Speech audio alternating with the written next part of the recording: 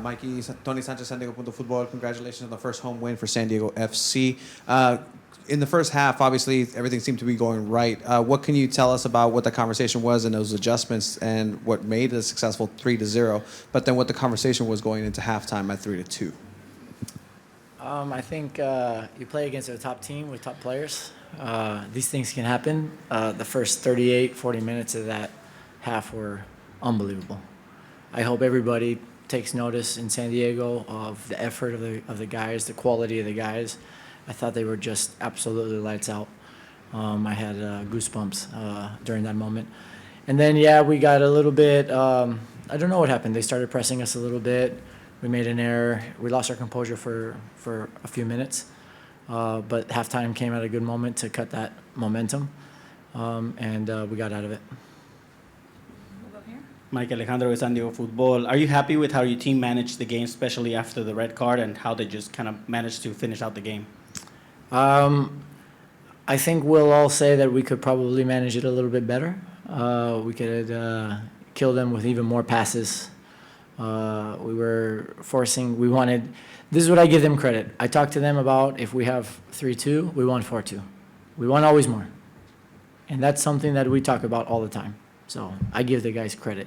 Now, how we find them more, probably we can work on a little bit, maybe making some extra passes, maybe attacking a little bit more on the sides versus trying to push the ball in the middle when you have the extra man. But overall, the most important thing is a regional rivalry game against a very, very talented team, and we brought our fans a win. And I think that's the most important message here, that these guys fought and left everything on the field for the people. Great was that moment that you guys get the first win. You're able to reward these fans, especially for the atmosphere that they and LAFC were able to create tonight. Yeah, it's so rewarding. I mean, this is what dreams are made of. We all do this for these moments. We want to play in pressure, and we had, I think, 2 good home games that we weren't able to deliver 3 points, and this means everything to us. It's the first win in club history at home. That can't be taken for granted. 50 years from now, the club is going to be a giant. I know it. This club is going to be a giant. And not just in MLS, this club will be a giant in all of the Americas. Okay? And our job right now is to set the first steps in that journey for 50 years later and make that future generation proud.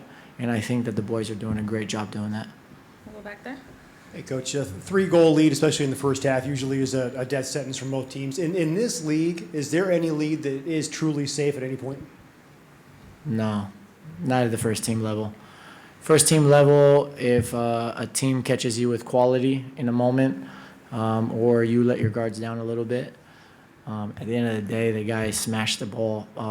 It's a great goal. You know, we don't do great in that we play a little bit too expansive. We talk a lot about playing these passes central, but making them medium to short passes. It ended up being a little bit of a long pass. But we defended that transition really well, ended up blocking that first shot, and then the guy hits a left-footed shot from the left side of the half space, top of the box.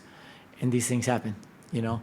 But no, you're never safe at the first team level. You have to play 90 minutes, concentration. It's exhausting. I know that for the players, everybody assumes it's very physically demanding, this game, which it is. But what people don't understand is how mentally demanding it is, because the second you lose concentration in the first team level, the game can change on you so quickly. Coach, Anders seems to be in the middle of everything. His passing tonight was just tremendous. We've seen him finish on his own quite a bit, but could you talk about just his ability to set up everyone else? Even when the goals were going in, he's hitting up guys to put him in positions to potentially have that chance. Yeah, Anders has so much quality. He's so smart at finding free spaces. Actually, I think in the first half he was more open than we utilized. He was really good at following that first line of pressure and being kind of in that opposite half space pocket. And when he finds it, he can play how he faces. He can play one touch forward. He can turn and run at you. He can hit these no look one touch balls in behind like he hit to Alex. He's got such an amazing range of pass, and I don't think it can go understated that without Marcus and Irving, basically the opponents have just honed in on Anders. They want to stop Anders, and he's still able to impact the game in a tremendous way in so many facets. And then ultimately, I always go back to this. What I love about him is that he runs for the team. He sprints. He's helping the team press. He's making recovery runs, and that's a joy to watch.